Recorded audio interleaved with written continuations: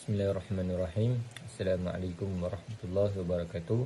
Ismi Muhammad Aiman Hazim bin Idrus, nombor metrik 2020609964. اليوم سنناقش العنوان الزمان رسول الله صلى الله عليه وسلم.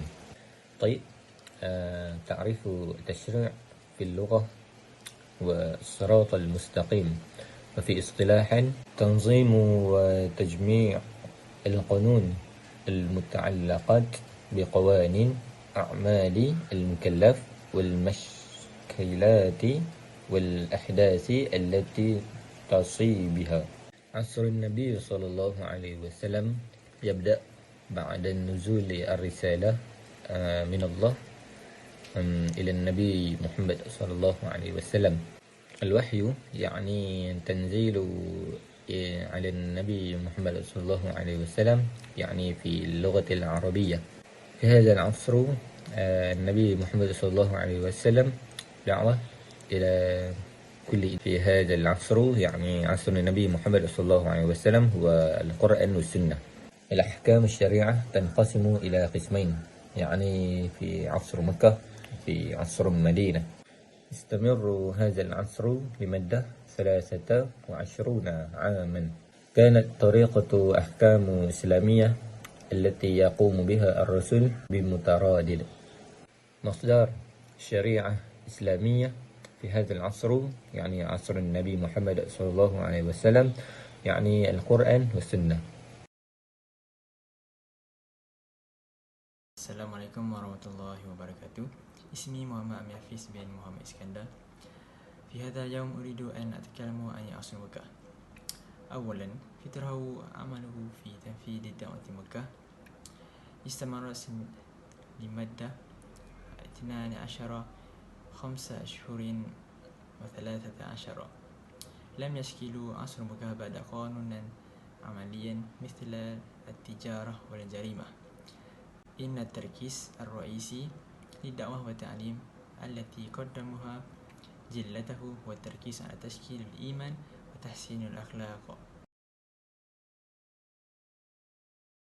الخصائص القانونية هي أيضا مبدئ الدعوة التي ينفذها جلته في مكة المكرمة. أولا، طهر الإيمان ودعواهم لطاعة الله، مؤمنين بيوم القيامة والجنة والجحيم. استخدموا النهج التبشيري بالطريقية لطيفة، تشجيع استخدام الحس السليم والتخلي عن الطغيان والدين وعادة الأجداد التي لا أسس لها. عدد عقل من الأحكام المتعلقة بتشريعات شكل الملايا والحياة. شرح المبادئ عامة التي تؤدي إلى حماية الخير والهدء من الضرور والأمر بفعل الخير.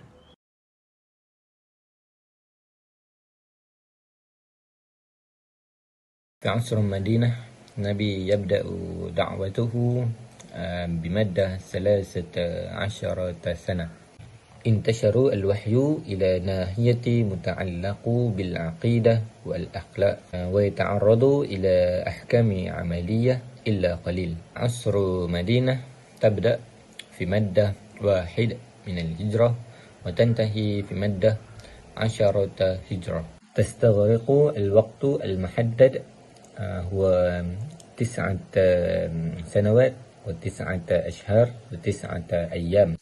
وقت النبي محمد صلى الله عليه وسلم انتهي الوحي ثم كميل الإسلام، كما قال الله تعالى في كتابه الكريم في سورة المائدة آية 3، يعني أعوذ بالله من الشيطان الرجيم: اليوم أكملت لكم دينكم وأتممت عليكم نعمتي ورضيت لكم الإسلام دينا فمن اضطر في مخمصة غير متجانف لإثم فإن الله غفور رحيم. في المدينة نبي محمد صلى الله عليه وسلم يتعامل مع فئات مختلفات من المجتمع من مختلف القبائل والعراق والأديان، مثل اليهود والمسيحيين والمنافقين. رسول الله صلى الله عليه وسلم أيضا تعاليم الإسلام بحكمة والنصيحة. Assalamualaikum warahmatullahi wabarakatuh. Ismi Muhammad Adil Hazri bin Zulkifli. Ana akhbaruka an al-muallim al-kanawiyah fi fitrah Madinah. الأول التشريع في فترة مدينة والمرحلة السنية التي تبدأ في عام 1 هجرة وتنتهي بعد وفاة النبي صلى الله عليه وسلم في عام 10 هجرة وتشترع وفاة محمد صلى الله عليه وسلم لمدة 9 سنوات و9 أشهر و9 أيام فمنبوع النبي انتهى وحي الإسلام القام الحالة الغرض واحد حتى يمكن للمسلمين الذي ما زالوا سامكية والمتنسمين بممارسة الجهيل أن يكيلوا تدريبية كوين إسلام. اثنان في محلات التي لا يقصد من وحي الذي رسل الله سبحانه الله أن يجيبوا في مشاكل أو الإصلاح التي يطرحها رفع. Assalamualaikum. Okey, saya akan sambung. Okey, saya Muhammad Najmi bin Rafai, kelas TIC 1103 BB, ID 2020610454 akan sambung dengan asas perundangan Islam.